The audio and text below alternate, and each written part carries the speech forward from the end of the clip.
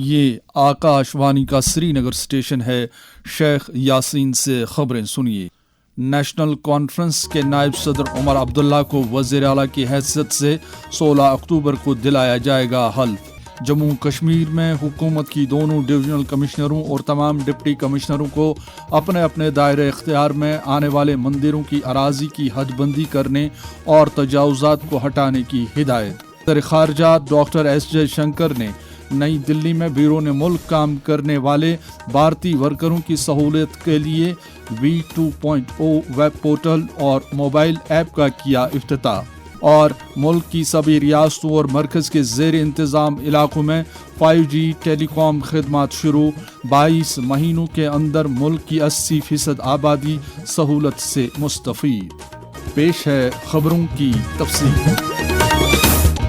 National conference کے نائب صدر عمر عبداللہ کو 16 اکتوبر صبح 11:30 بجے SKICC سری نگر میں وزیر اعلیٰ کی حیثیت سے حلف دلایا جائے گا۔ اس کے ساتھ ساتھ ان کی وزارتی کونسل کو بھی عہدے اور رازداری کا حلف دلایا جائے گا۔ اس سلسلے میں لیفٹیننٹ گورنر منوج سنہا نے اب سے کچھ دیر پہلے عمر عبداللہ کے نام ایک مکتوب لکھا ہے جس میں انہیں حکومت بنانے کی دعوت دی گئی ہے۔ اس سے پہلے مرکزی حکومت نے کل شام ایک نوٹیفیکیشن جاری کر کے جموں کشمیر میں صدر راج کو ختم کر دیا۔ واضح رہے کہ وزیر اعلیٰ کی حیثیت سے عمر عبداللہ کی یہ دوسری مدت ہوگی اور 2019 میں جموں کشمیر میں دفعہ 370 اور 35A کو ختم کرنے نیز سابقہ ریاست جموں کشمیر کو مرکز کے زیر انتظام 2 علاقوں لداخ اور جموں کشمیر میں تقسیم کرنے کے بعد یہ پہلی منتخبہ حکومت ہوگی۔ جموں کشمیر میں حکومت نے دونوں ڈویژنل کمشنروں اور 20 ڈپٹی کمشنروں کو ہدایت دی ہے کہ وہ اپنے اپنے دائرہ اختیار میں آنے والے مندروں کی اراضی کی حد بندی اور تجاوزات کو ہٹانے کو یقینی بنائیں۔ تمام تاریخی مندروں کی تازہ صورتحال کی تفصیلی جانکاری حاصل کی جائے گی اور اسے ثقافت کے محکمے کی ویب سائٹ پر ڈالا جائے گا۔ جموں کشمیر کے چیف سیکرٹری اٹل ڈلو نے حال ہی میں جموں کشمیر اور لداخ ہائی کورٹ کے حکم نامے کی روشنی میں مرکز کے زیر انتظام علاقے میں مندروں کی بحالی پر بات چیت کی۔ چیف سیکرٹری نے محکمہ ثقافت کو ہدایت دی کہ وہ دونوں ڈویژنل کمشنروں کے ساتھ تال میل کریں تاکہ تمام ڈپٹی کمشنروں سے مندروں کی زمین کی موجودہ حیثیت کے بارے میں مکمل جانکاری حاصل کی جا سکے اور اسے محکمہ ثقافت کی ویب سائٹ پر ڈالا جا سکے۔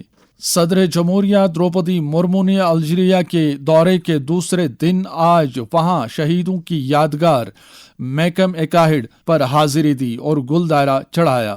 صدر کا ماراڈیا پیلس میں رسمی استقبال کیا گیا۔ اس کے بعد انہوں نے الجیریا کے صدر عبدل مجید تیبونے کے ساتھ میٹنگ کے علاوہ اور وفد کے سطح کی دیگر میٹنگوں میں بھی شرکت کی۔ دروپدی مرمو آج شام الجیرین انڈیا اکنامک فورم سے بھی خطاب کر رہی ہیں۔ وزیر خارجہ ڈاکٹر ایس جے شنکر نے آج نئی دلی میں مائیگرنٹ V2.0 ویب پورٹل اور موبائل ایپ کا افتتاح کیا۔ مائیگرنٹ پورٹل پر 2,81,000 رجسٹرڈ غیر ملکی امپلائر ہیں۔ اس پہل سے بھارت سے کام کرنے کے لیے بیرون ملک جانے والے لوگوں کی سلامتی ممکن ہوگی اور انہیں قانونی امور تک رسائی حاصل ہوگی۔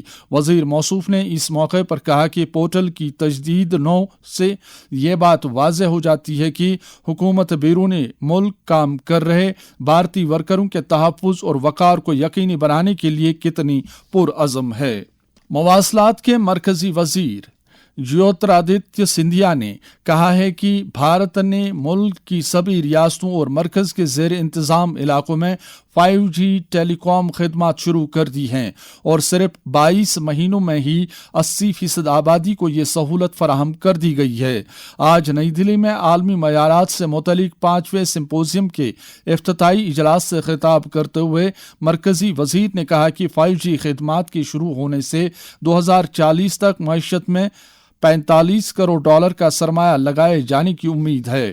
گلوبل سمپوزیم کے بارے میں وزیر موصوف نے کہا کہ معیارات کے بارے میں اتفاق رائے پیدا کرنے کی خاطر عالمی مذاکرات کے لیے اس سے رہنمائی حاصل ہوگی اور عالمی سطح پر نئی تکنیک لانے میں مدد ملے گی۔ بھارت کل سے نئی دلی کے بھارت منڈپم میں بین الاقوامی ٹیلی مواصلاتی یونین کی معیارات سے متعلق عالمی ٹیلی مواصلاتی اسمبلی کی میزبانی کرے گا۔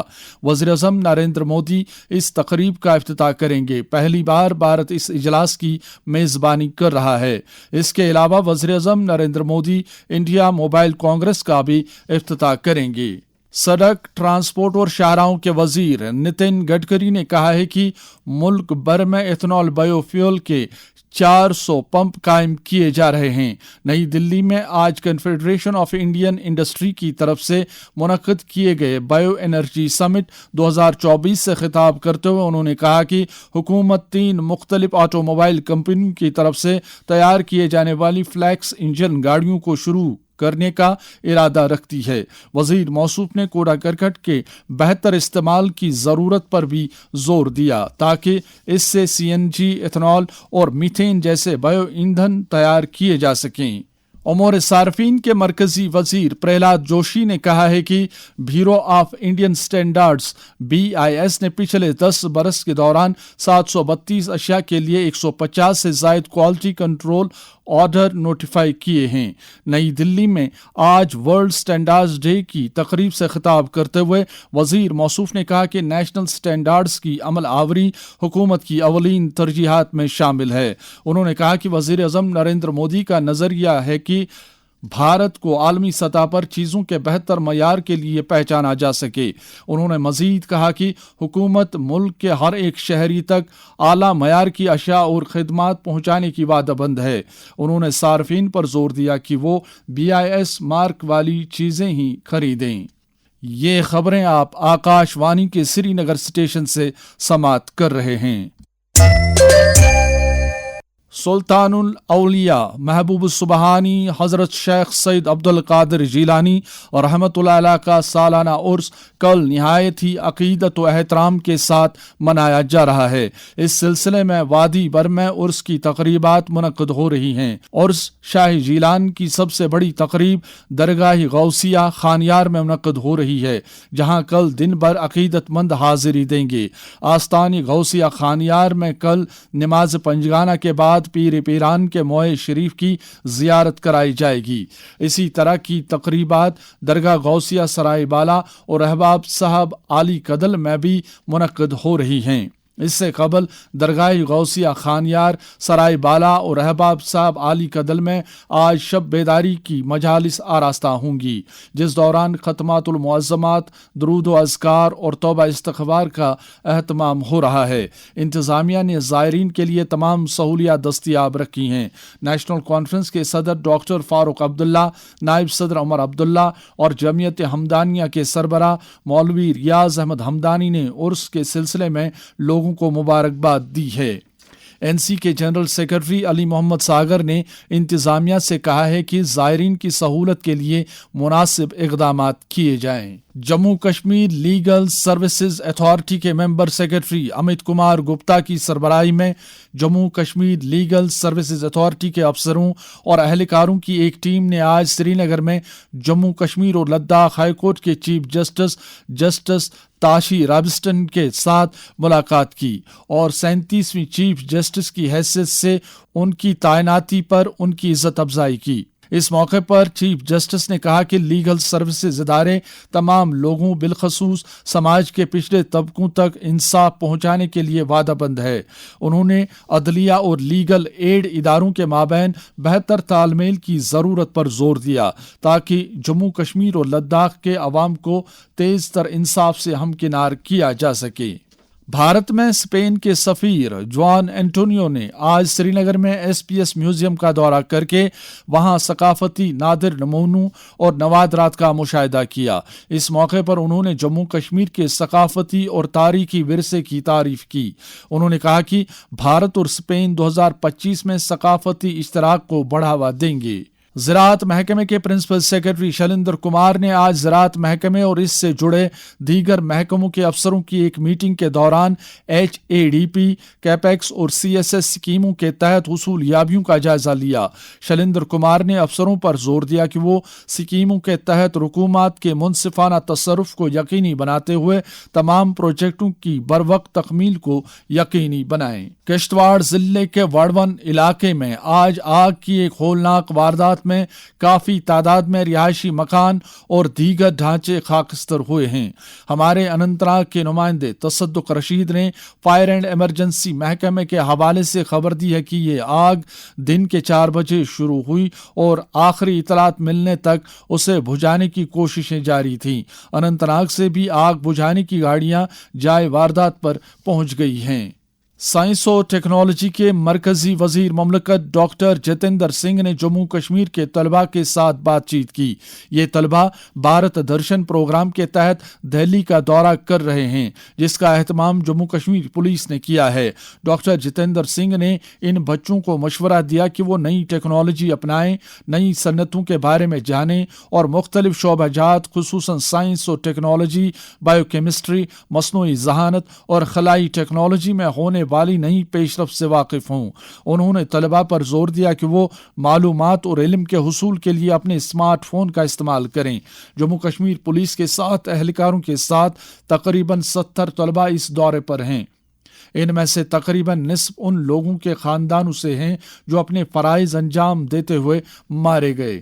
گورنمنٹ میڈیکل کالج سری نگر کے شعبہ urology and renal transplant centre کے زیر اہتمام 3 روزہ ورکشاپ دی ویلی یوروکون 2024 کل اختتام پذیر ہوا۔